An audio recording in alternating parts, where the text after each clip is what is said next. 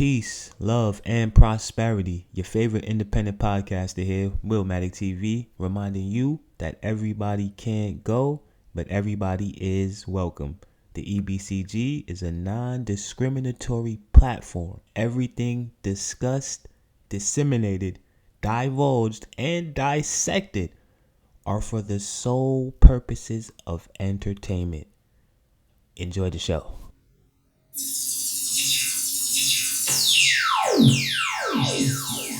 Willmatic TV.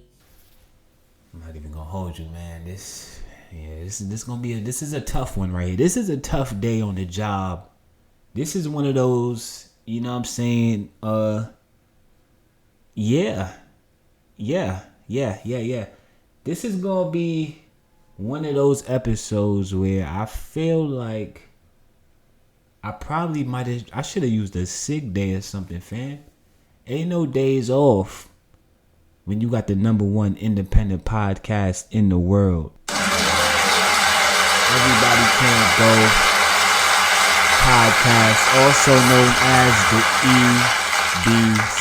E.B.C.G.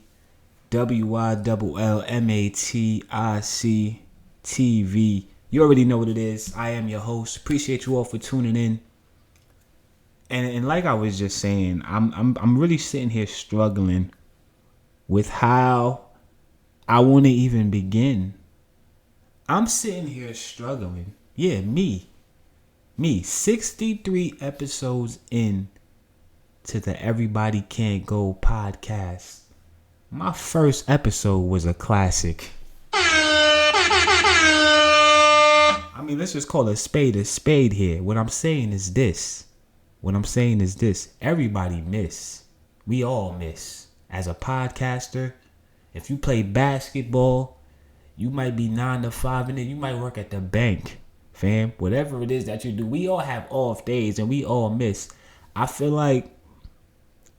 good. I feel great. I feel amazing. Definitely had a little rough start to my morning, but that's a whole nother story for a whole nother time. I'm struggling with the way I want to present. Like, this is not even my intro energy. You understand what I'm saying? I'm already like, this is usually my energy halfway into the episode. Understand that because of certain events that have taken place over the course of going on 3 weeks now, a month, it has been 31 days. Damn, son, where'd you find this? Of that. Damn, son, where did you find this? Ladies and gentlemen, once again, I appreciate you all for tuning in. You'll have to just excuse me if I'm coming off just a little too aggressive so early on in the episode. You know, I usually like to come on and hit y'all with a little inspiration off top, get everybody's energy right, get the temperament where it needs to be. And we're going to still do that. What I'm saying is this. On this particular episode right now, I'm kind of sitting here struggling with how I want to begin, because quite frankly, there is just so many things that I have to say right now. Understand that literally with no docket in front of me, of course I have my notes, right? And my screenshots that I have in my phone. But what I'm saying is this, fam. This might not even be that type of episode, right? I'm very, very, perturbed, right? Let's just go with perturbed for right now. Let me control myself. And most importantly, let me control my emotions so that I can present an episode, right, to the people on my platform, because there's nothing worse than when somebody gets on their platform. Your platform, like, this is your platform. You actually built this. I'm in control of the situation, right? And most importantly, I'm in control of my emotions. So, with that being said, episode 63, Everybody Can't Go, E.B.C.G, Willmatic TV. You already know what it is. Number one independent podcast in the world. Italy, Rwanda, the UK. Listen, too many countries, too many regions to say. And y'all know the kid is here to stay. Appreciate you all for tuning in as usual. And then here's the kicker. So then I go to school the next day, you know, feeling like $1 million. And I go and I'm telling all the kids in school, guess what I did last night? Comedy club. Ripped, the crowd was going crazy, you know. And you know what they said? Cool. And it was the beginning of a dual life. By day, I was Clark Kent. And at night, I was Superman. You know, pretty girl in school might look at me and be like, oh, Dave, he's so funny, but I wouldn't date him. But at night, I'd date women your mother's age, if I wanted to. Did you move to New York to do some stuff? Yeah, I said, I'm gonna go to that Apollo and rip that mug. I went for the regular Wednesday amateur night. When I say I got booed off stage, God. I still remember that boo. I'd never been booed off stage before, but I just remember looking out and seeing like everybody booing, everybody. Even old people, I was like, who boos a child pursuing his dreams? Like, this is the meanest crowd in the world. And that sign went off, and a dude comes out tap dancing, Sandman. I wanted to choke this shit out. I hate you. And that was the best thing that ever happened to me. Wow. Best thing, because before that time, I had never bombed, let alone got booed off stage. And bombing was horrifying. Nobody wants to bomb. Nobody, you know, when people say you do comedy, what happens if nobody laughs? I don't know. So that night was liberating because I failed so far beyond my wildest nightmares of failing that it was like, hey, they're all booing. My friends are here watching, my mom. This is not that bad. And after that, I was fearless. My mother and my grandmother were freaked out. You know, I was the first person in my family not to go to college that had not been a slave. Right.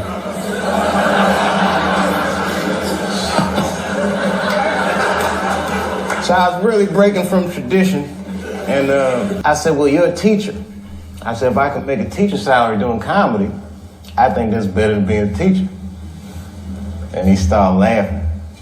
He said, if you keep that attitude, I think you should go. He said, but name your price in the beginning. If it ever gets more expensive than the price you name, get out of there. Thus, Africa.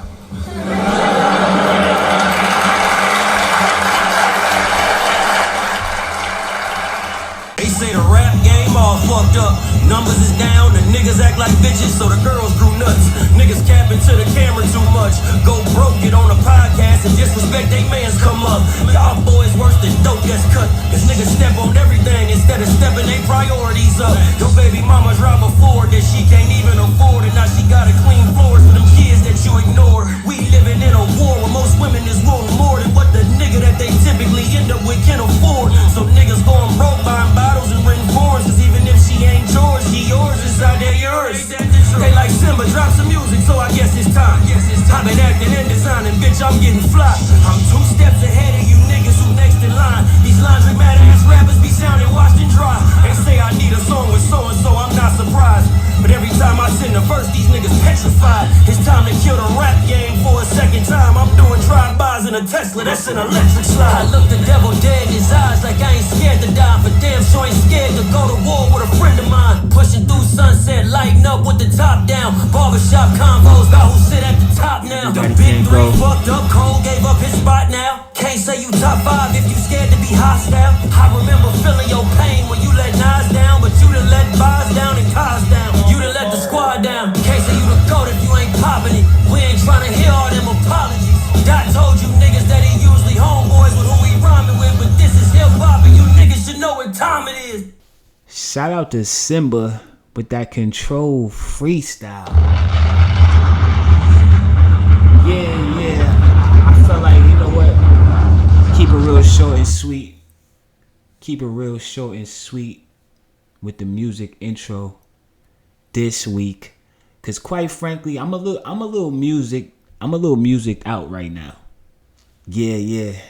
April 12th, 2024 at the time of recording. You know what I'm saying? Friday, New Music Friday. We definitely have music to talk about. I feel like, once again, salute to Simba with that control freestyle. Definitely brought the energy. Definitely brought some bars on there. You know what I'm saying? He definitely addressed a few things. So you know what I'll do? Actually, let's get this out of the way. Off top, right?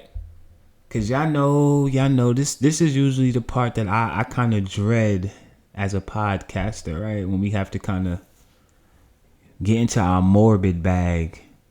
But at the same time, one thing that I do appreciate about having this platform is having the ability to kind of pay homage and, you know, pay my respect, you know, to the legends, you know what I'm saying, of the past who basically paved the way for me to kind of get on the microphone and basically do what I do, broadcast and, you know, put my vision into the world and into the atmosphere, right? I say all that to say this. We definitely have to salute and acknowledge the legend DJ Mr. C, who has unfortunately passed away at the age of 57. We want to just take our time here at the Everybody Can't Go podcast to salute and applaud the legend DJ Mr. C.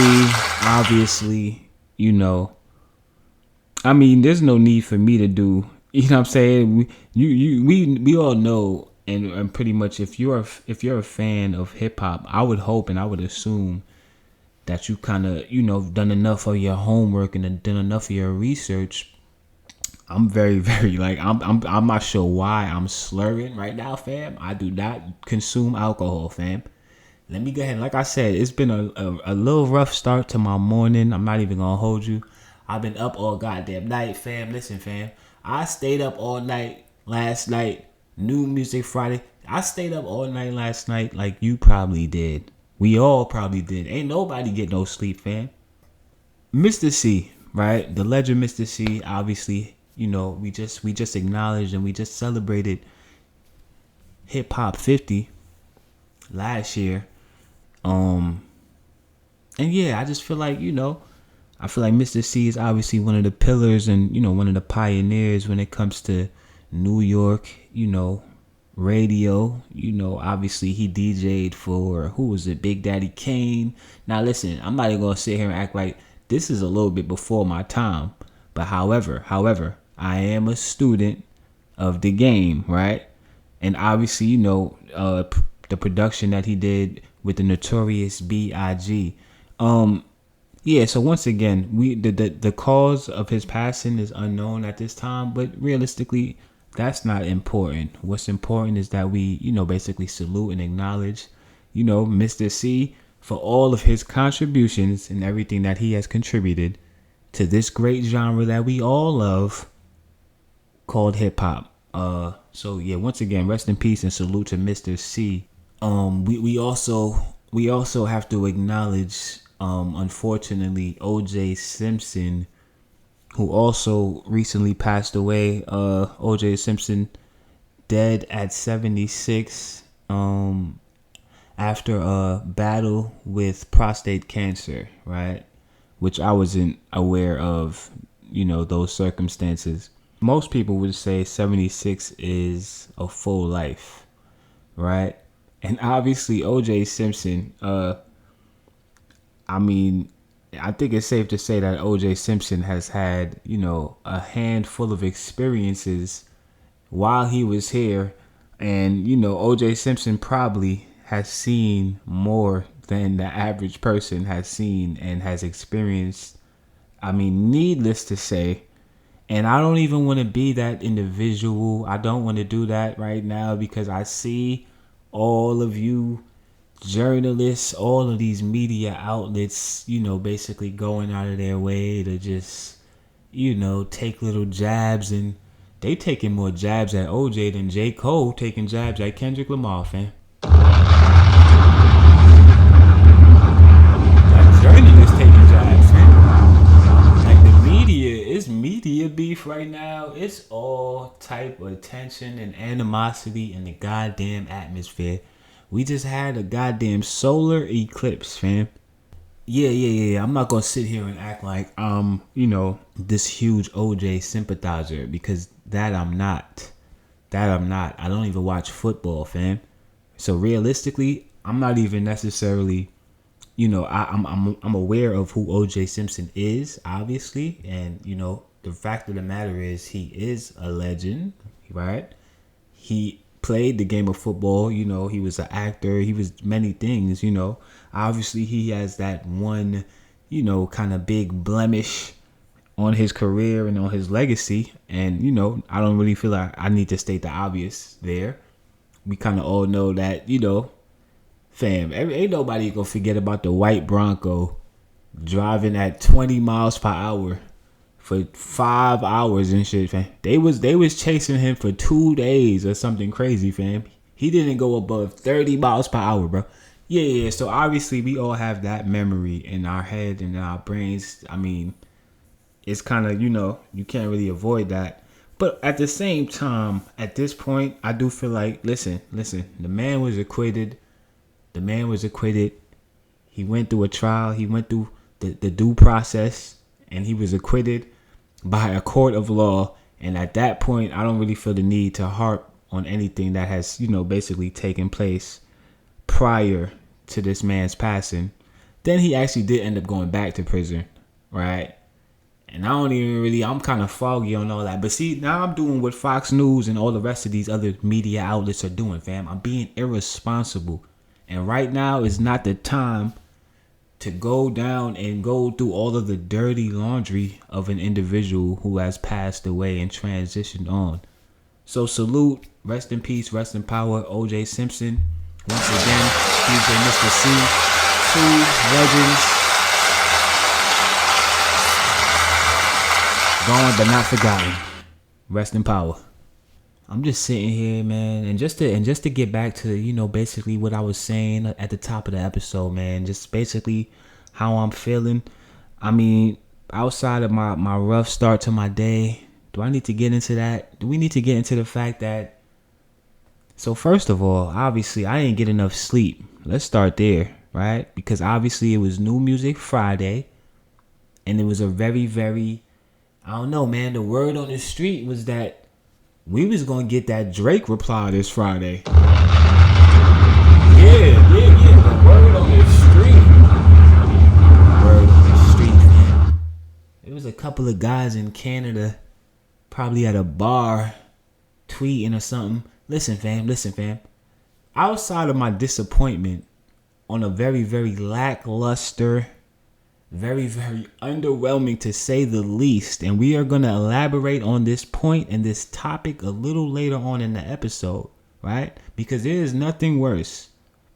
There's nothing worse than when you tune into a podcast. We in April. It's April, fam.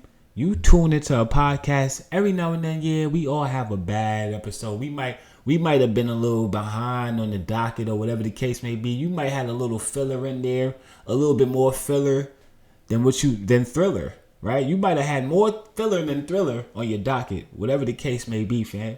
We might have gave you a pass, but there's nothing worse than when you tune into a podcast and it's outdated. It's completely outdated. They talking about something that's not going on. They talking about something, quite frankly, that's not relevant, fam. What are you talking about, fam? So let me just go ahead and let y'all know right now, at this point in the episode, if you have gotten this far, that we are absolutely 100% going to address Jermaine Cole.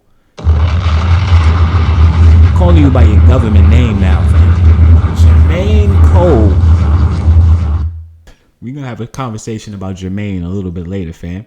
But right now, let's continue about my rough start to my morning. So yeah, I get it. I wake up, fam. First of all, Instacart completely robbed me, fam. Completely robbed me. I'm not even sure why they have access to my bank account, and at this point, I'm not even sure why they have my bank information, fam. I haven't used Instacart in over 3 years, fam. 3 years. It's been like a year and change. My point is this, fam. My point is this.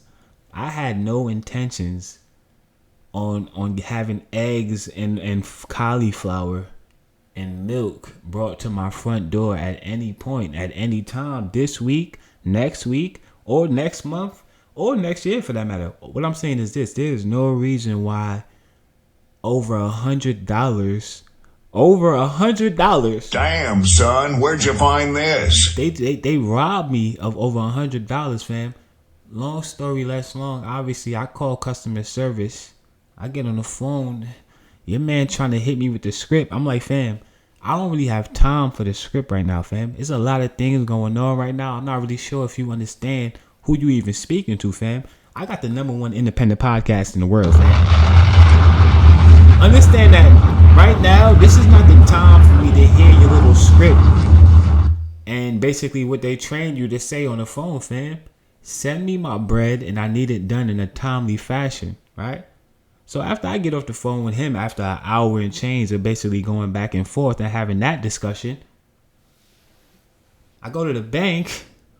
Now I need some money for something, you know what I'm saying? I got to make a little withdrawal, right? Of course, I go to the machine that's just randomly out of order, fam. I've never even seen this happen before. I actually have it. Like, I pulled my phone out to start recording at a certain point because I wasn't really sure what was going on. The machine is clicking, it's making noises. I'm waiting, you know, the circle going around in a circle, but no money is coming out. So I'm standing there.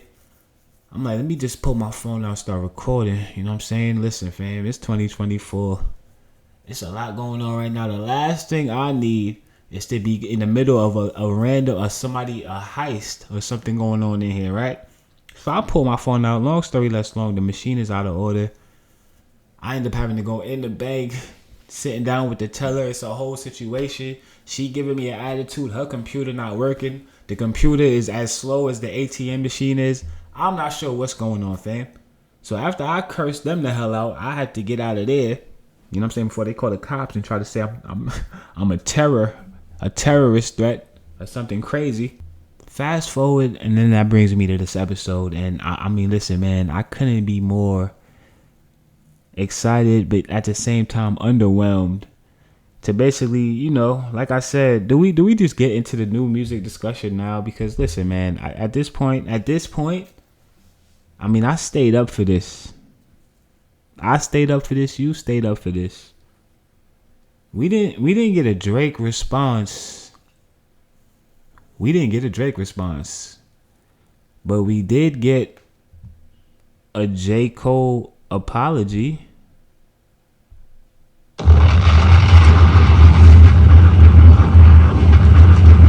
Yeah, that's the sound of the hearts of J. Cole fans all over the world collectively crashing and burning to the ground, fam. When the apology heard around the world was delivered this past Sunday. Was it on a Sunday, fam? You did this on Sunday night. It's people, we getting up ready for work and Monday morning, fam. Like, we was looking for that moment Sunday night to give us that boost of energy to get through our week and shit, right? Oh man, we didn't get that boost. But we definitely got that apology. Now listen, let me go ahead and paint this picture for you, right? Because realistically, like I said, I was ahead of this Sunday night.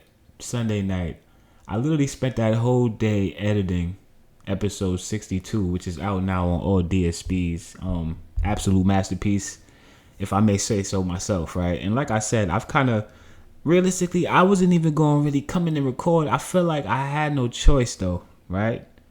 I was left with no choice but to spin the block because literally my entire episode, which realistically realistically, when I listen back to episode 62, it's very, very interesting. You know, that was obviously, you know, at that point we had just received the Might Delete This Later mixtape, right?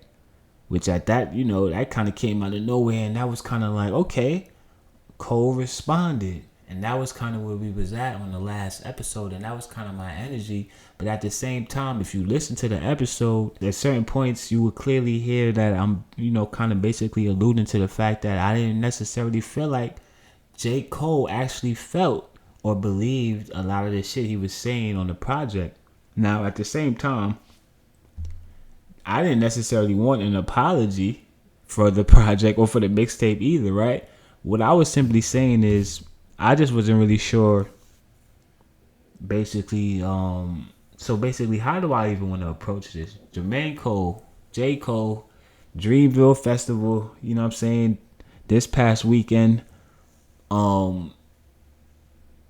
he went up on stage, he apologized to Kendrick Lamar for the, you know, for the 7-minute drill diss track that obviously, you know, I didn't necessarily feel like, I mean, like I said on the last episode, you know, I didn't necessarily feel like it was the hardest diss track we heard of all time. I didn't feel like it was the best diss track. I didn't even necessarily feel like I agreed with a lot of shit he was saying on there. But my point is this, fam. When your name is called, and when you are called, you know what I'm saying, to the arena, we are fully expecting for you to perform. And at the end of the day, J. Cole opted out of performing, and he exited the goddamn arena is what he did, fam. He went up on that stage, and like I said, you know, I spent that whole day editing that episode. I introed my last episode with a J. Cole set, fam, which, I mean, realistically, that shit sound more like a funeral at this point. I'm not even gonna hold it. I damn near did the eulogy for J. Cole on episode 62. No. I'm being facetious. And realistically, I don't necessarily feel like, listen. We already know the internet is going internet. And at this point, they was already doing this. J. Cole was already the guy that was kind of the butt of the joke in hip hop when it just came to certain discussions and certain conversations.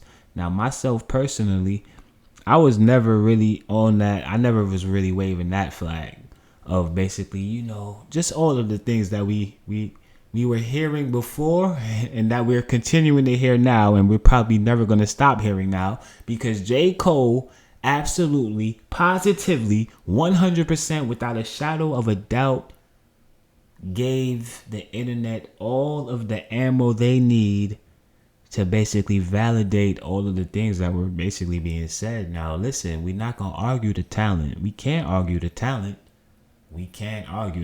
Fam. When it comes to rap, and when it comes to, you know, just pure get in the booth and, you know what I'm saying, spitting the best verse, having the best verse on the song, J. Cole is still that guy. Now, I mean, I don't even know if I could get that off anymore, fam. This is crazy. Is he still that guy? Because I only ask these questions, right? And understand my conviction here. Like I said, I've been ahead of this. I've been way ahead of this, fam. Right? I'm not really sure how Drake managed to kind of skate out of the way. And low key, I have a theory. Here. This low key might be the biggest heist / sabotage mission in hip hop history, fam. I'm starting to feel like maybe Future and Drake got something going on behind the scenes, fam. Maybe this is their attempt to kind of get that conscious sector of hip hop out of the goddamn way, fam. Now, Future on the album talking about he in the big three. They got a J. Cole verse on this We Still Don't Trust You project, which at this point, let's just get to it, fam. There's no proper segue for this, right? This is the position they put me in. I stayed up to 1:46 a.m., fam. As long as I could, fam. I heard every Future R&B song that he had in his goddamn hard drive that day, fam. I'm not really sure if the right hard drive was handed over to Metro Boomin in the session. I'm not sure when they went to go turn it in. I'm not sure if maybe the other hard drive fell out of the nigga pocket, and maybe they handed in the wrong project, fam. This might have been, I don't know what this shit was, fam. I don't know what it was. Understand that I'm not even that guy. I was never the Future guy, right? I'm not the turn up guy. I don't party. I don't club. I've never been to a club outside of for business purposes, right? I'm not the turn up party guy is my point, fam. I'm not sipping. I don't double cup. I'm not doing all that stuff, fam. So I just feel like I never really could even relate to Future because I feel like his music is just so heavily, kind of geared towards that energy and that atmosphere, right? And that environment. So I never really got a chance to really delve into the catalog or anything like this. Obviously, the man got slaps. There's no denying the slaps. We hear the slaps, right? We gonna hear the slaps, right? Future is outside and we hear the music. Definitely got Mask Off with Kendrick. That shit is, that's one of my joints right there, right? But my point is this, fam. We on this We Still Don't Trust You album. Obviously coming off of the original, the We Don't Trust You project that they put out, went number one, went crazy. Had the Kendrick Lamar feature on there, on the Like That track. And obviously we already know what time it is with that. And we kind of already know what that did. And now we're here. J. Cole just got finished apologizing to Kendrick Lamar at Dreamville Fest. And I wasn't even so mad at that necessarily, right? Understand that I'm not even mad now, right? This is theater. I am upset and I'm disappointed though. The hip hop cassette tape, CD player in me, that version of me is upset right now. Let me be perfectly honest, fam. The LimeWire, FrostWire, when LimeWire got they shut LimeWire down, and if you ain't, everybody went and got FrostWire, fam. My point is this: the hip hop in me, I wouldn't necessarily say I'm mad, perturbed, disappointed. You gotta understand, it's not easy. It's not easy to walk into the hip hop circles and wave the J. Cole flag. It's not an easy task. It's not an easy task to try to convince the hip hop sector that Born Sinner is a classic album. That is not an easy task. Now, me personally, I don't really care what your ear and what your palate is doing. When I feel like some shit is for me, then it's just for me. And J. Cole has always been, since the time I got introduced to J. Cole back in, what was this? I feel like, cause I wasn't a day one J. Cole fan. I'm not gonna hold you. Like when Friday Night Lights came out, I wasn't aware of who J. Cole was. It was definitely the Blueprint 3. Star is Born. Right. He had a feature on that at the end. Yeah, with Jay. And I remember the line where he said, you thought Jay wrote it, something along the lines of, nah, but the boy Cole and the I really, really felt that verse. And I really enjoyed that verse. And that was my first introduction to J. Cole, hearing that verse. And then that kind of led me to kind of going into the catalog and going back. And then obviously it was a no-brainer from that point, right? Super talented. And listen, like I said, once again, none of this negates the fact that anything that, is getting ready to be said at this point. Because realistically, fam, I'm kind of off the hinges. I'm going off the dome. I still feel like he's talented. None of this negates his talent. But what it does do is it negates his hip-hop card. It takes away all of that ammo and all of that belief that your fans had every time you got on a verse with another artist and basically told us that you would take their head off. You would. I mean, we could sit here and go through his every goddamn J. Cole lyric that we know, fam. And at the end of the day, fam, we already know there's been a lot of, J. Cole has always kind of stood on the fact that, yeah, pound for pound, when it comes down to it, there's not a rapper alive that could get inside of the booth and basically do what I do, right? Now, obviously, you know, Kendrick Lamar is a tall task. He might not be a tall individual, stature-wise, right? Respectfully, the 5-foot giant, but he is a tall task as an MC, and we understand and we acknowledge that. Obviously, Kendrick Lamar is my favorite artist, my favorite rapper. I always had J. Cole as my 1B, Kendrick as my 1A. Needless to say, that hasn't changed, and I mean, it probably won't change going forward, because J. Cole, when it was time for you to get in the arena with Kendrick, understand that this is the most like, and again, pardon my confliction, and I mean, listen, like I said, once again, it's so difficult to even understand that this is we only ask for you guys to get in the fuck. Pardon me. See, because this is with the emotions, and like I said, I need to control my emotions for this episode, right? And maybe I need to learn something from J. Cole and shit. He was all over the place on that goddamn stage, fam. Like I said, I was in the middle of an editing session. I didn't really get to, you know what I'm saying? You had WrestleMania 40 going on. There was all type of stuff going on. But I was editing episode 62. And low-key was almost getting ready to forget about, I kind of almost forgot about the Dreamville Fest, if I'm being honest. But once I remembered, I turned it on, and I was kind of tuning in. I had it in the background or whatever. I seen J.I.D. perform. I believe that was on the Saturday stage.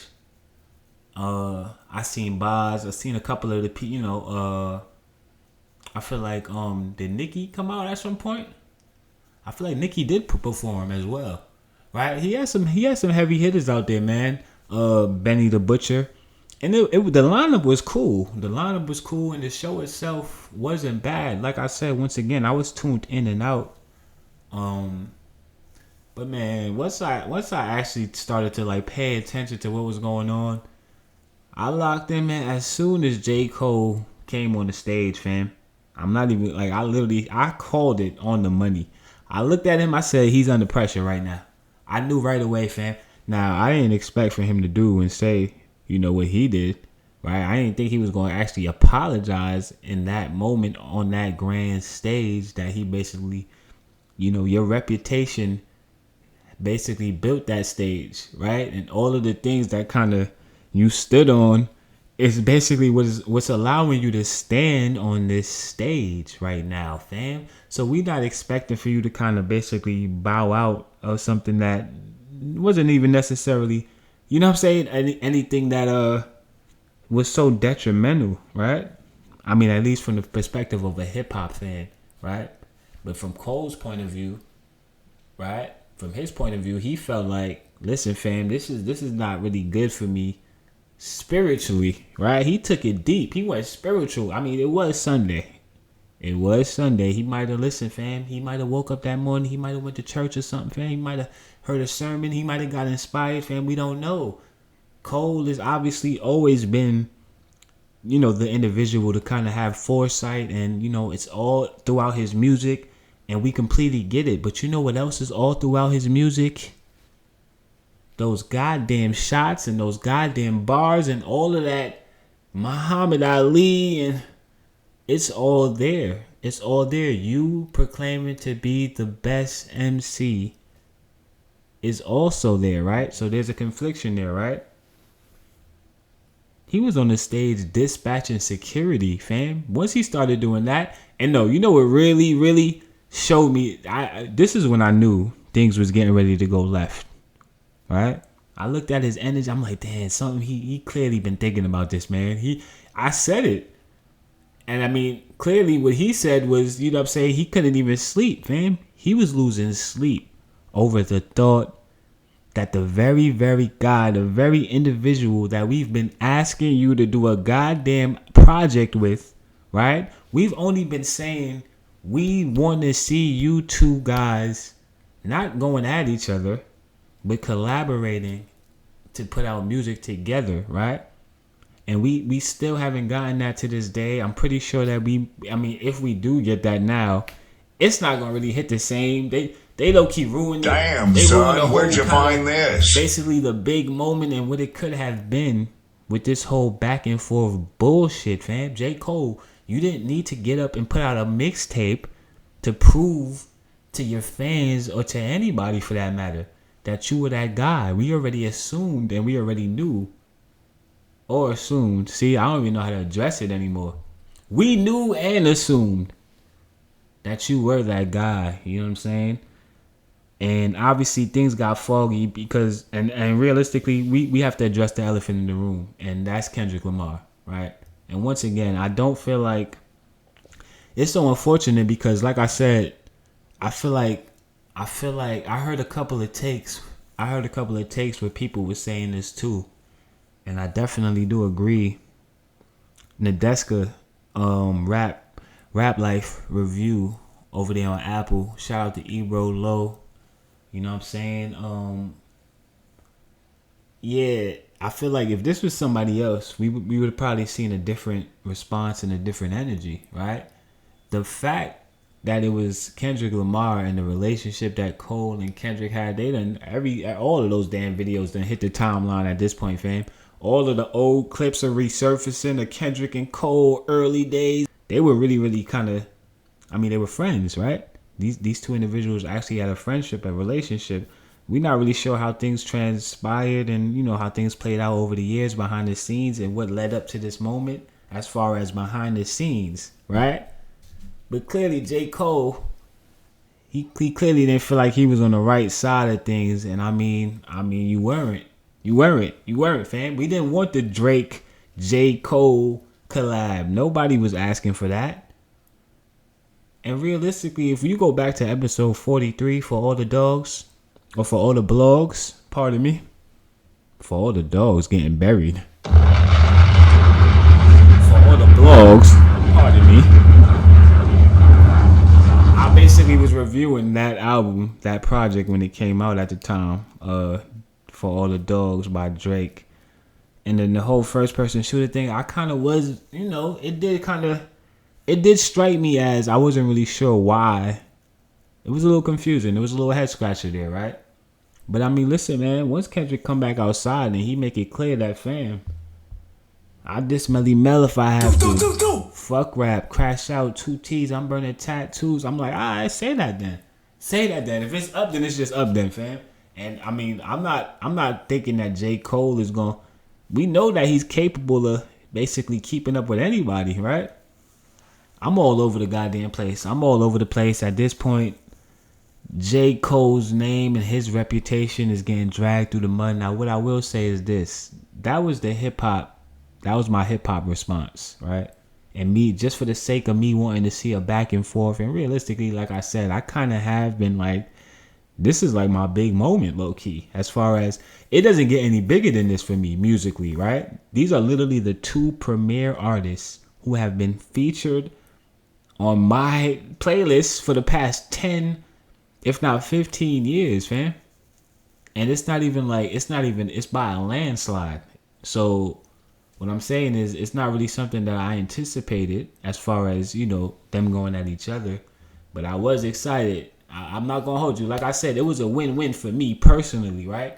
Whatever is coming out is getting added to the playlist, right? These are my 2 favorite. These are my guys, right? And I didn't necessarily think that it was going to get personal. I did feel like Cole was on the wrong side, though, because you standing over there next to an individual who, quite frankly, we have yet to hear from yet.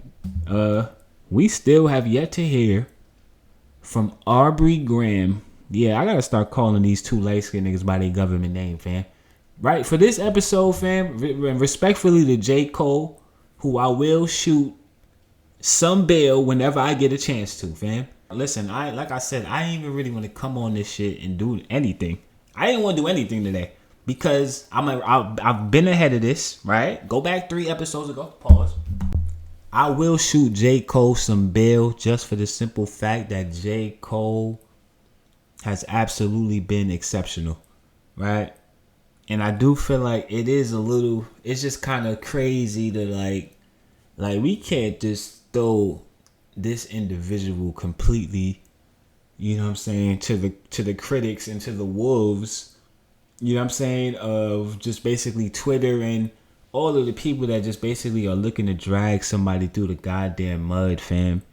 You know what I'm saying? Like, just because he went on stage and apologized. Now, obviously, we can laugh, and we're gonna do that, right? Because there's a lot of shit, you know what I'm saying? Some of this shit, a lot of it is funny. You know what I'm saying? You basically was the guy that walked into the classroom and told everybody, like, basically anybody that get up, and somebody got up, and you basically ran to the principal's office. It's kind of that type of situation, right? And that's not really something that's usually, I'm not really sure how you know what I'm saying, redeem yourself from that type of L, right? I'm not that, I've never been that guy. I'm not that guy. I can't really speak for that guy, right? Usually 9 times out of 10, what happens is J. Cole put himself in a position where, I don't know, man. And realistically, at this point, are we still even reviewing this We Still Don't Trust You album? We definitely got some bars on there from A$AP Rocky had the hardest bars on the album, fam. Just to paint the picture of basically what just happened and what just occurred. I'm not sure. It was a situation where so apparently this was a deluxe project, right? That had a side A and a side B. Listen, man, I wasn't really so privy to that. I kind of go into these albums. I like to kind of go in, you know, fresh palette, blind, and I don't really want to know so much about the concepts. I kind of want to just press play and you know, enjoy it, you know, basically in real time. So side A, it starts off, I'm not gonna play any of this because at the end of the day, all they're gonna do is flag me, right, and block me because I'm playing songs that, quite frankly, aren't even really up to par any goddamn way, fam. I got that symbol off at the top of the episode, and I'm gonna let that rock. You feel me? Because I feel like, once again, salute to Simba for basically kind of somebody restore the goddamn feeling at this point. Because god damn it, right now it's looking like it's like hip hop charades right now. I don't know what this is, man. This is like the Wheel of Fortune, man. It's like a game show. And I'm not sure, like, Drake is not. I'm not really sure, like, at this point, like, is this battle over? Can we just chalk this up? Can we just say what I've been saying, which is that Kendrick Lamar is absolutely 100. There is no MC alive that wants to go toe to toe with Kendrick Lamar, fam. That's just the reality of the situation, fam. None of these guys want to go toe to toe with that guy, fam. And I mean, listen, like, you know, like I said, you know, I've been tuned in and out. I've been hearing the takes. Oh man, listen, these takes that I've been hearing, realistically, I've pretty much just had my feet up with the popcorn the whole time, realistically, fam. Because like I said, I already knew this day was gonna come. I've been waving this flag, you know, every chance that I get. And like I said, there have been a lot of takes. Most of them have been just just completely what's the word I'm looking for, realistically? Not even biased. Just sloppy. Uncool. Sloppy. You know what I'm saying? Aggressive. You know what I'm saying? Taking it personal when it's not even really something that involves you. Right? It's just a lot of people. I feel like a lot of people take it personal when this type of thing happens. Me personally, like I said, I'm a fan of both individuals. I'm a fan of the music. This ain't nothing real personal for me to really be emotionally invested in the situation. Like I said, fam, I'm doing a podcast right now. This is all theater. This is theater. But the fact of the matter is, the next chance I get, I'm playing some J. Cole, fam. The next set I do, J. Cole, Kendrick Lamar, like nothing changes over here for Willmatic TV as far as my playlist, right? I don't give a fuck what they posting. I don't care how much memes y'all post and make me laugh, fam. They got a whole cartoon about this shit. There's a lot. It's a lot right now. There is a lot going on. J. Cole, you brought this on yourself, my brother. And that's the reason why I had to come on here and just call a spade, man. Listen, like I said, there's two sides of this, fam. He got a song called Two Sides, by the way. And that shit is hard as fuck. One time, two time, 3 times. Sometimes I scratch, sometimes I'm throwing up the peace sign. So he's always been kind of that guy. Like I said, you know, I mean, listen, I know the music, I know the catalog. You know, what I seen on that Dreamville stage, realistically, is not something that we haven't seen or heard J. Cole do before. But, you know, the stakes were higher. The stakes were a little bit higher, you know. And I do feel like you getting with Drake. Huh? You sitting there, y'all playing chess. You played chess with Drake? Like, why are you playing chess? I'm just saying, like, me personally, if I'm sitting back and I'm watching that and I know that's my op, and you supposed to be my mans, I'm like, fam, they were playing chess. Like, whose idea was that even to do that, fam? I would assume it was Drake's idea. Yeah, he's playing chess with J. Cole. Just like I feel like they might all be playing chess right now. I feel like Future, let's get back to my theory, because I don't even really feel like I delivered that the right way. I do have a theory, low key, especially after hearing that mid pack, and I'm just gonna say mid pack for right now, fam. I don't want to go so, because realistically they did drop a great project with the original, you know, the first project, right? The first project was knocking, right? So we have to give them some credit for the fact that they already put something out. So realistically, what I'm really saying is they really could have just held this right here, fam. And that's probably what should have happened. And I feel like it was way too many songs on there. Let's just start with what I didn't like about this project, right? Isn't that what the reviewer guys do? You reviewer guys, y'all be having reviews in 2 hours, fam.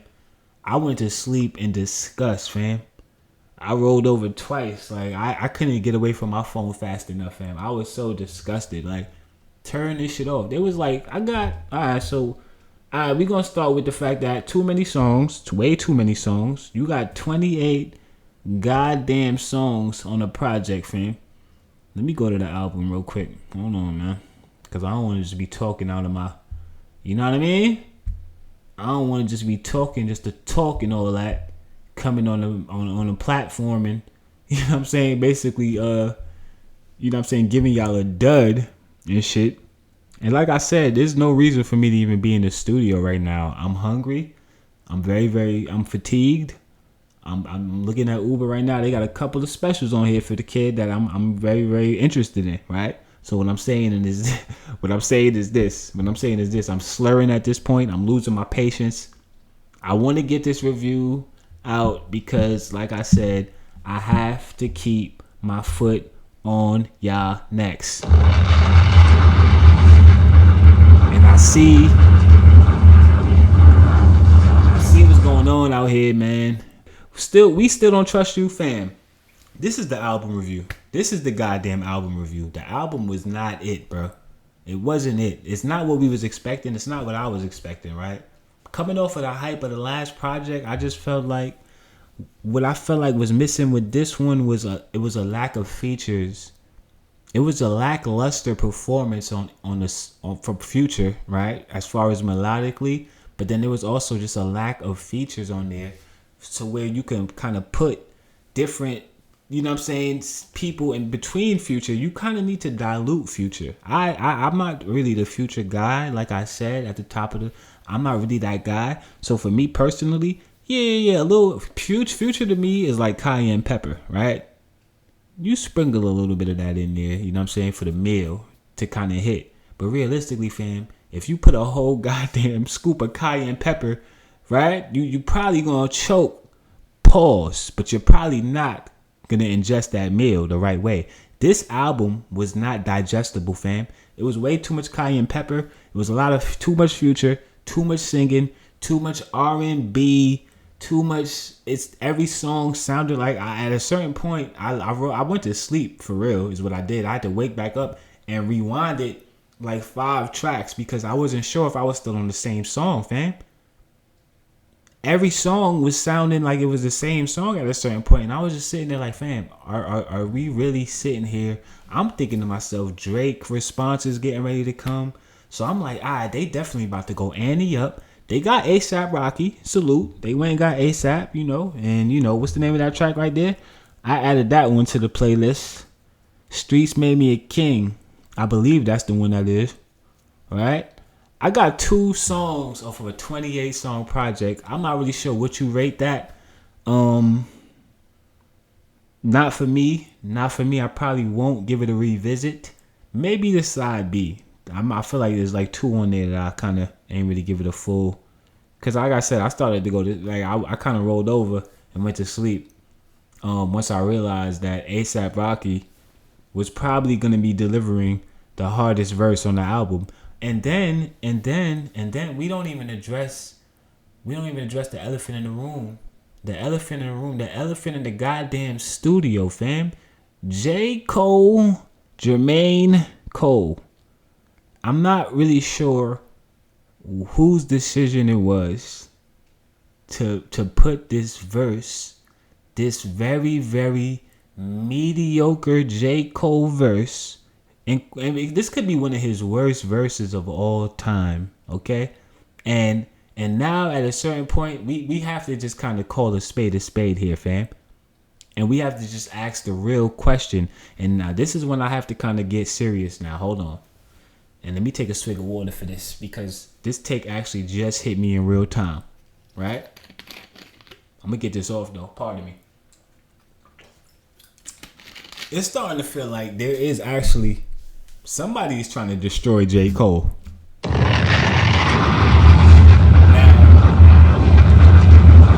I don't know who somebody is. You don't know who somebody is. I don't feel like it's Kendrick Lamar. Let me just say that, by the way. And realistically, I don't even really feel like Kendrick Lamar was. He probably didn't even have a response. The real truth is he might have not even let. He probably would have just let that 7-minute drill shit slide. If I'm just being honest, would he have thrown a little clever bar in there that you probably would have had to decode or something? Yes, absolutely, he would have done that. But what I'm saying is this: he wouldn't have directly shot at J. Cole in a way to make him look crazy. Not like the internet is doing right now, fam. And realistically, if that's what you were trying to avoid, Jermaine Cole, the very thing that you were trying to avoid is the very thing that you became a victim of. Because right now, you, somehow, the very individual who has always managed to avoid being the guy that followed the crowd, you were the guy that spoke about these things, and you basically always were able to kind of navigate and just kind of come out unscathed, right, through all of these trials and tribulations in the industry. And I mean, realistically, fam, to see J. Cole being the laughing stock of the internet and kind of looking like the guy who basically just kind of looked like a clout chaser and looked like he just was trying to basically do what because like I said on the last episode, like I said, I played the 7-minute drill, which at this point, is it still up on streaming right now? Let me go ahead and check that, confirm that. Might delete this later. Let me see. Might delete this later is absolutely, positively, 100% still on Apple Music. With 7-minute drill still sitting right there as track 12. Which to me indicates that he might have tried to reach out to Kendrick Lamar, and Kendrick Lamar probably responded with do. Yeah. He probably tried to reach out at this point, and he probably ain't getting a response. So he probably said, you know what, fam? Let me not take it down yet. Let's just wait a couple days and see what he do, and maybe he might. Then we might have to just I feel like that chess, like I said, man. Drake playing chess with J. Cole in the video. He's playing chess. What are we doing? What is he doing right now? Because what it looks like to me is J. Cole got played for a fool. And it's just so crazy that a lot of these things that I'm saying, these are like J. Cole songs. Like I'm a Fool, he literally I played it. That's the intro for episode 62. It's actually the first song on the mix that I played, fam.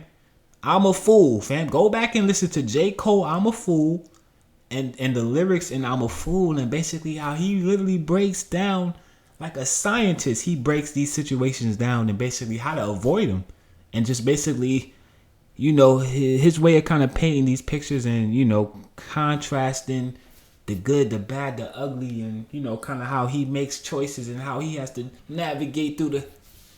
It's all kind of poison now. It's poison. It's not even poison, like, but it's like it's expired a little bit. You know when you get a honey bun or something, like one of your favorite snacks from the corner store, and you look at the expiration date, and it might be a little 2 days later, right? Like, damn, it's 2 days, but it's like, damn, this is my favorite snack. You might still want the snack, but realistically, it's expired now, right? You might want to throw that away, fam. J. Cole is starting to look a little expired and a little stale out here, fam. And this is coming from me. This is coming from me. And it pains me to say this, and I never thought I'd see the day, but unfortunately, we are now here. J. Cole, you should have never addressed Kendrick Lamar in the manner that you did. And realistically, it's just so unfortunate that, you know, like I said, once again, you know, we've only been asking for you two individuals to work together for so many years. I introed the episode back to episode 62. I hate to keep going back, but realistically, me going back is like me going forward. Because like I said, I've been ahead of this. We're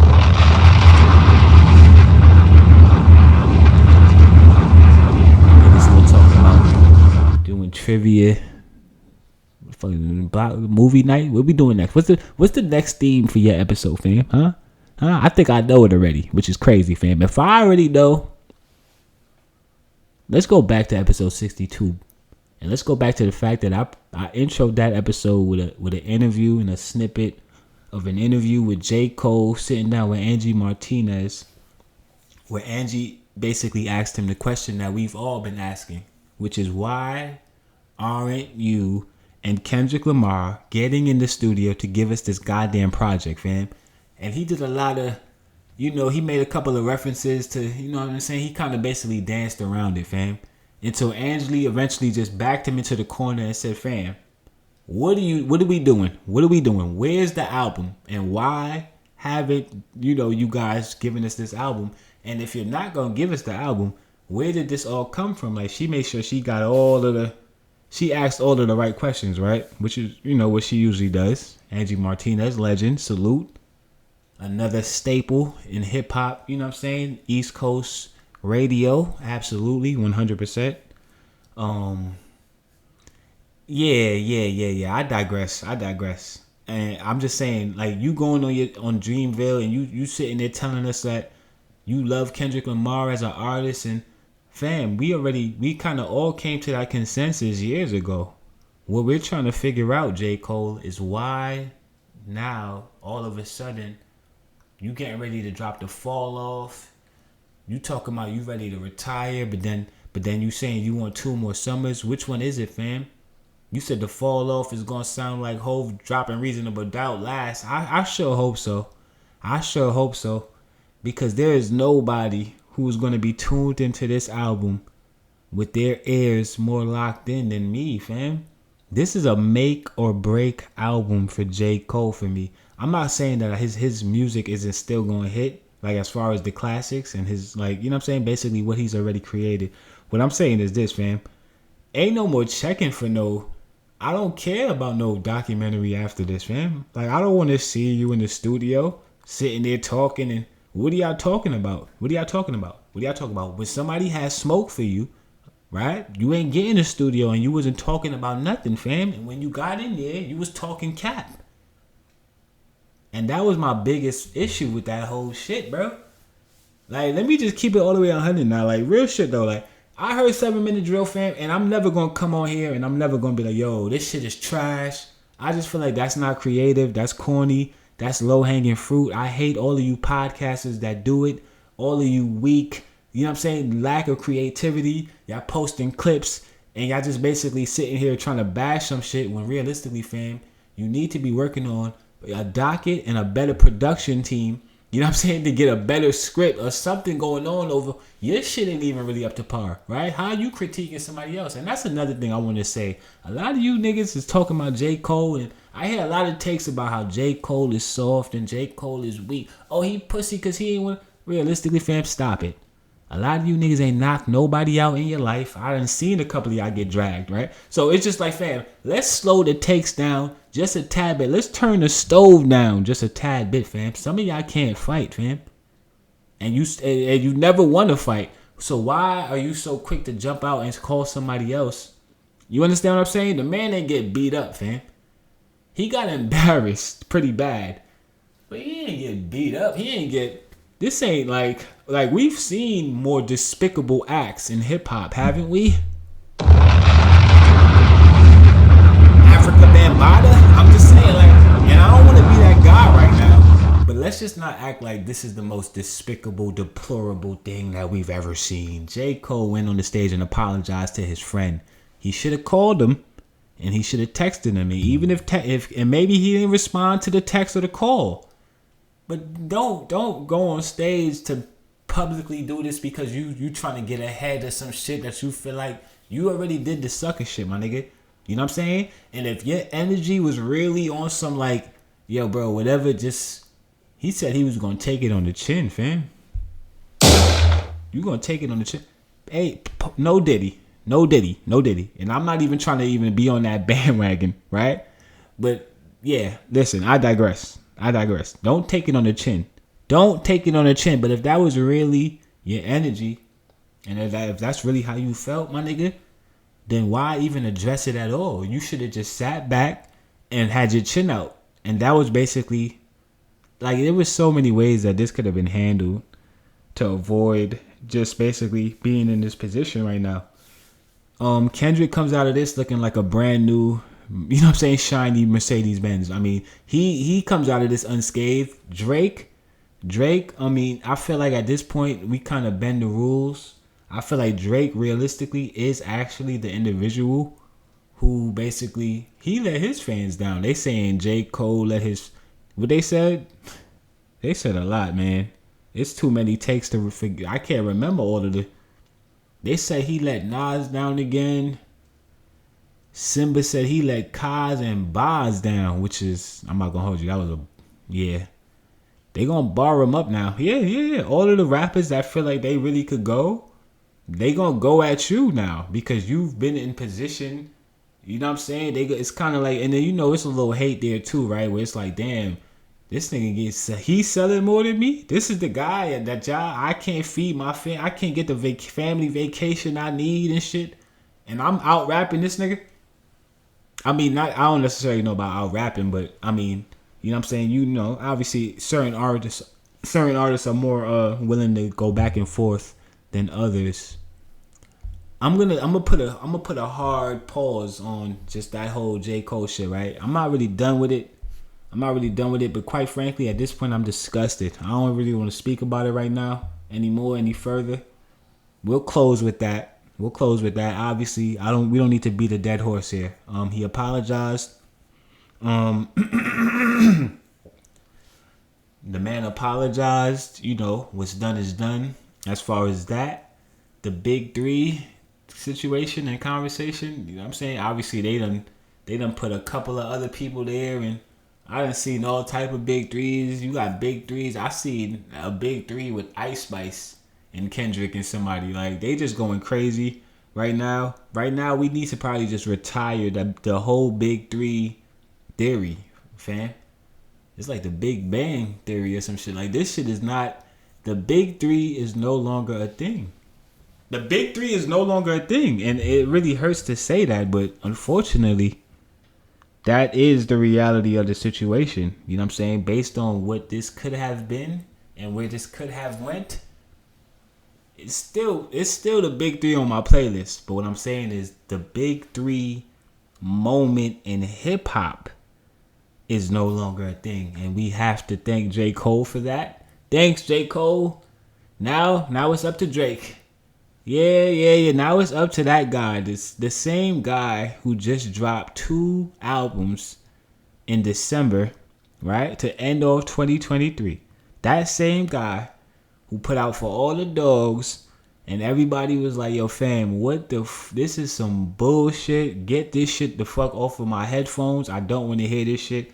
Then he went and retired, got uninspired, came back. Now you trying to get wired. Come on, fam. Kendrick is going to bar these niggas up. I'm not really sure what people think is getting ready to happen. I hear a lot of people trying to hype up, oh, he's getting ready to drop a bomb. Fam, the only bomb that's getting ready to drop is the E.B.C.G podcast, fam. That bomb right there, fam. Willmatic TV, E.B.C.G Studios, fam. That might be the biggest bomb that dropped this week. That was the biggest, either that one or this one. No bombs were dropped over this weekend, fam. I mean, and realistically, obviously, we're still, at the time of recording, it's currently Friday afternoon. What I'm saying is this, traditionally, we don't usually get, but then again, I don't know, maybe people are playing chess, like I said, once again, right? We're not necessarily out of the woods, right? And I don't necessarily feel like this is over. What I'm saying is the momentum of it kind of got, we slowed down tremendously here, and we have to say that J. Cole is responsible.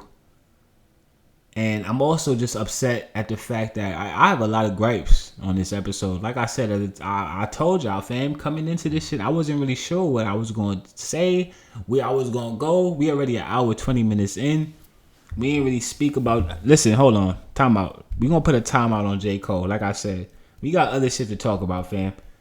I'm already an hour and 20 minutes in. God damn. I didn't realize I was I was rambling on like that. We'll close with that. We'll get back to that. Iowa announced that they will retire Caitlin Clark's number 22 jersey. Round of applause for an amazing career in the NCAA. Something that, quite frankly, we may never see done again. Caitlin Clark has been, exceptional. And then obviously, she didn't take home the big trophy this year. But come on, man. That legacy, she's getting her jersey put up in the Raptors. They getting ready to retire her jersey. Then she's off to the WNBA. So yeah. We just wanted to salute and acknowledge the fact that Caitlin Clark, has had an amazing, this has really been 2 years for real. This past 2 years for Caitlin Clark has been, I listen, man. I know she having a better week than J. Cole right now, fam. I don't know about how the rest of the year gonna go, but right now, this week, I'm pretty sure that, salute to Caitlin Clark. You know what I'm saying? Once again, like I said, it's the elephant in the goddamn room. It's the elephant in the room. It's the elephant in every hip-hop circle, every goddamn barbershop, fam. They might have J. Cole. They might throw darts at J. Cole now, fam, at his albums, all type of shit, fam. They might put his face on the darts and throw the darts at him. This is bad. Kendrick might be doing that right now, fam. Hopefully not. And realistically, like I said I was going to get off of that, but clearly I'm having a hard time doing so. Listen, fam. Everything else on this shit was filler anyway, fam. Victor Wembanyama, okay? He got 252 blocks this season. Now, that is crazy, though. 252 goddamn blocks? Fam. Understand that 252 blocks in a season. Victor Wembanyama has more blocks this season than Rudy Gobert has had in the past 2 seasons. That boy a dog. That boy is a dog. He is a dog, fam. And realistically, for him to get off to this kind of start so early off into his career, we've already spoken about this, but it just never really ceases to amaze me, man. When you see a stat like this, 252 blocks this season, his rookie season. So I think it's safe to say that, yeah, Victor Wembanyama is definitely on the trail of greatness, to say the least. And they better get some goddamn point guard over there next season, fam. You guys can get they're a couple of pieces away. Before he actually realizes his real worth. And he start looking around in San Antonio like, fam, what's cracking in LA, fam? Get me the fuck up out of here. So yeah. I'm pretty sure that this offseason for San Antonio is going to be hectic, to say the least. And then obviously you have a senior coach over there in Greg Pop. Pardon me. you have a senior coach over there in Greg Popovich who we don't really know how many seasons he has left, as far as like basically wanting to even continue to coach, or just basically where his temperament is when it comes to just, still remaining as the head coach for the San Antonio Spurs. Salute to Wemby though. That's an amazing stat. And like I said, once again, yeah. At this point, there's no parlay I won't place a bet on, fam. If Wemby, I don't care how many blocks it is. If it's 25 blocks, fam, I'm putting my goddamn money on Wemby for those 25 blocks, fam. 252. Salute. I think that's it. That's not really. I didn't really have much this week. Like I said, I ain't even really been watching the games, to be honest with you, fam. I'm completely, like, if I'm just being completely honest, I haven't been watching anything. This big three shit took over the whole past 3 weeks and shit, right? And then understand, I was already on that. So it's kind of like, you understand? That's times 2 now. I do also want to acknowledge something that is not sports related, but it is related to an individual who was once an athlete. That individual who I'm referring to is Michael Strahan, who is the host on Good Morning America, obviously. He announced a couple of, months back. I feel like, it's been a couple of months now. Obviously his daughter, Isabella Strahan, they shared the news that she basically was going through a very, very rare form of brain cancer. Medulloblastoma, right? Which is a type of brain tumor, pardon me, right? Whatever the case may be, she shared her diagnosis with the world, and they're basically sharing her progress throughout her entire, all of the steps leading up to her. Hopefully, and what we're praying for is a full, complete recovery, right? Because I'm not gonna lie, when you see these things, man, obviously, the big three out of the goddamn window now, right? This is the one thing that could kind of trump everything, This is just one of those stories that, it's very, very common, man. We just lost O.J. Simpson to a form of cancer, right? And then it's just like, it's just one of those things that you kind of want to just see her pull through. I actually got a chance to meet. I met Michael Strahan at his front door delivering, a package, right? I didn't even really know. I wasn't really aware. I ain't gonna put him out there right like that, and what area we was in or whatever the case may be.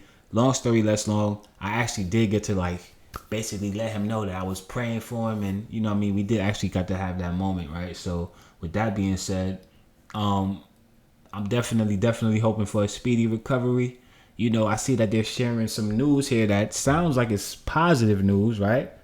Because there's just so much negativity, like, so much other things going on that's so uninspiring that, every now and then it's kind of good to get a little good news, right?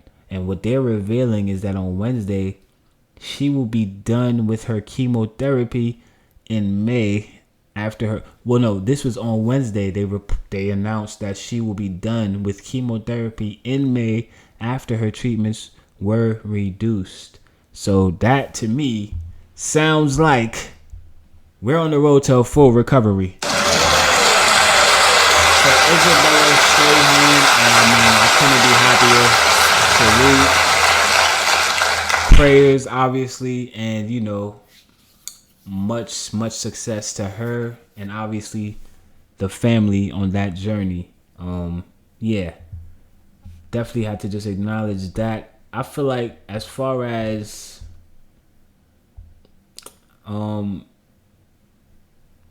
Kendrick got a movie. So Kendrick Lamar is set to produce a musical comedy film with South Park creators. I'm not even gonna hold you, fam. Okay, you know what? I'm not gonna do that to my guy, man. Salute to Kendrick Lamar and the creators of South Park for this new musical.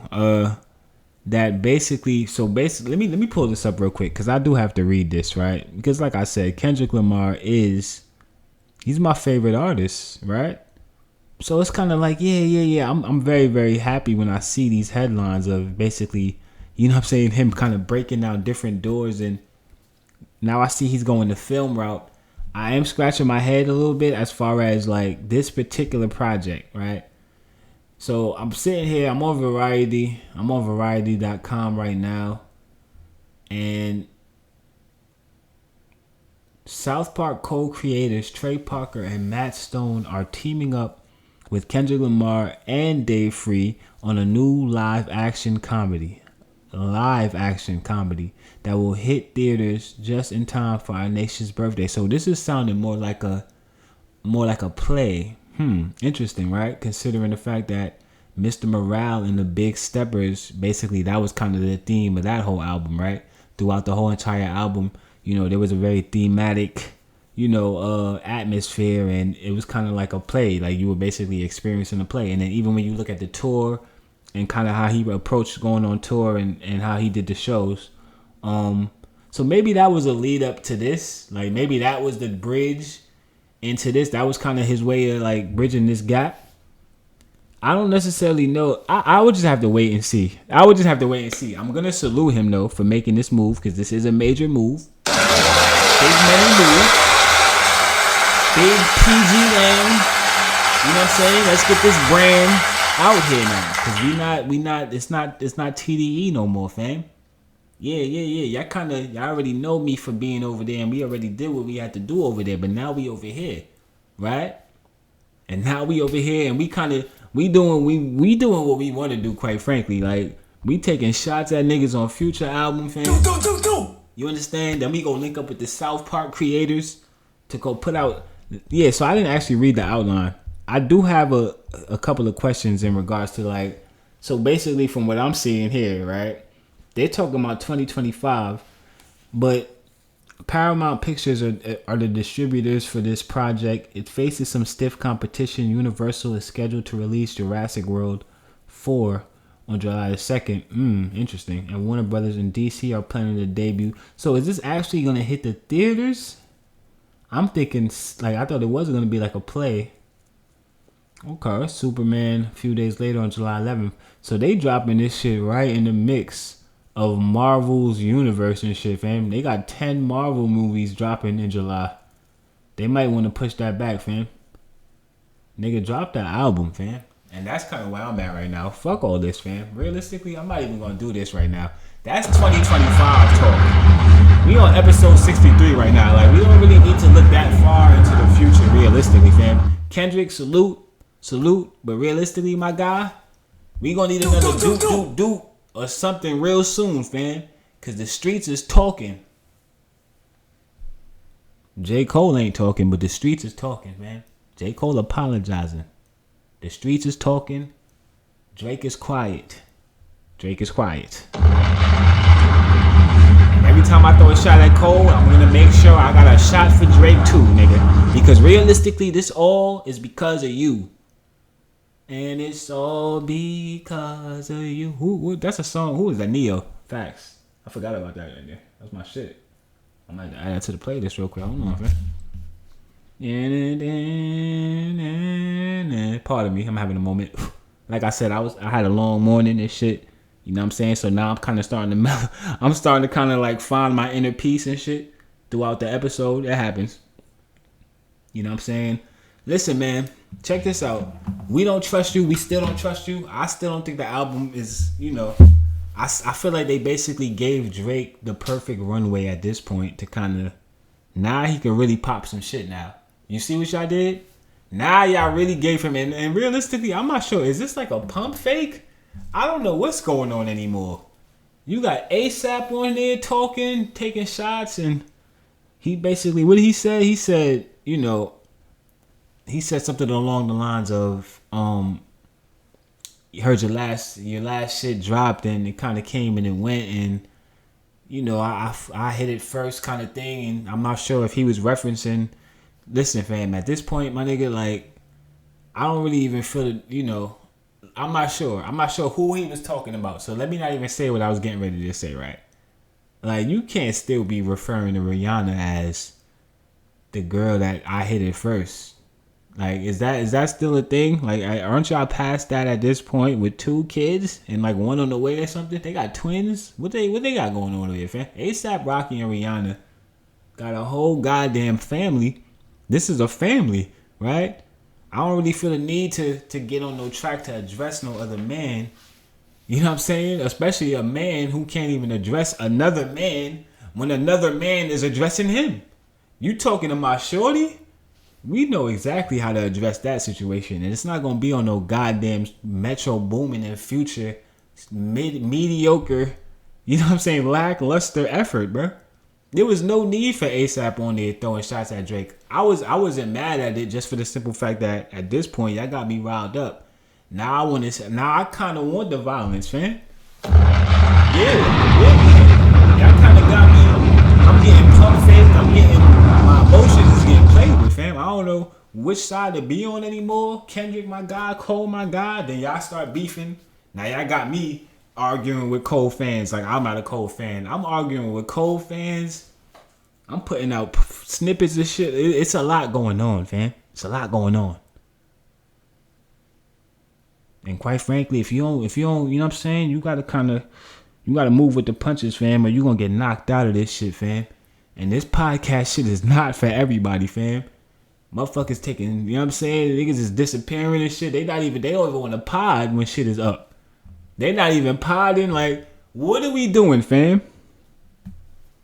Hey, yo, man, I'm just sitting here basically like, because realistically, I already know I'm gonna have to spin the block, right? So I'm looking at the clock, right? Like, should I stop? I might. So, oh yeah. Quavo and Chris Brown. Quavo and Chris Brown definitely got into some back and forth over the. Well, so yeah. I guess we did get some.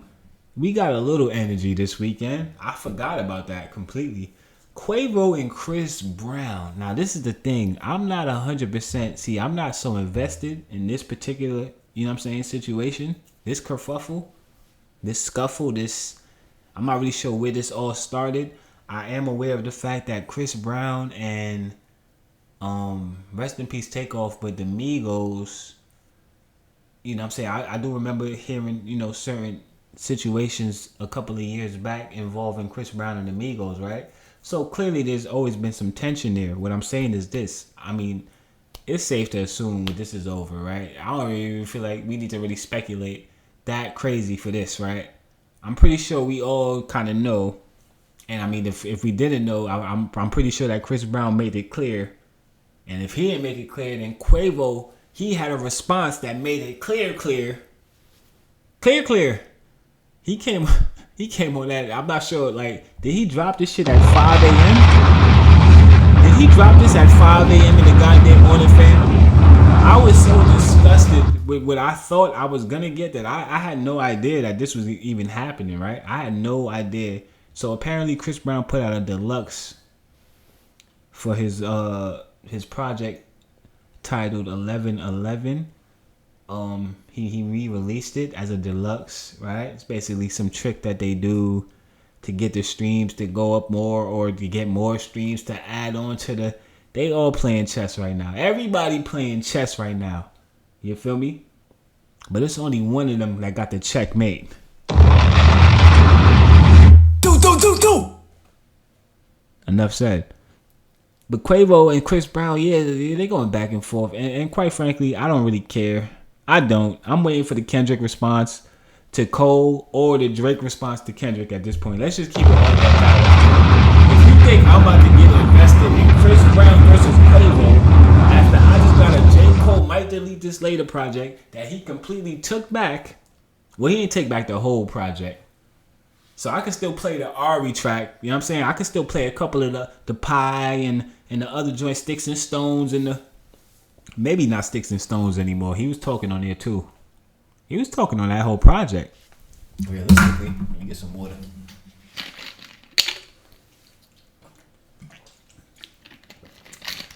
Sticks and Stones will break your bones, but mention my name on a track could kill. I mean, listen, man. You you know, a lot of people get so naive. Like, and I really, what I need for people to do is for them to really do their homework, bro. So many of the takes that I heard, you guys left out, just about every take that I heard left out so many key factors to this situation. Now, I don't feel the need to go back down memory lane.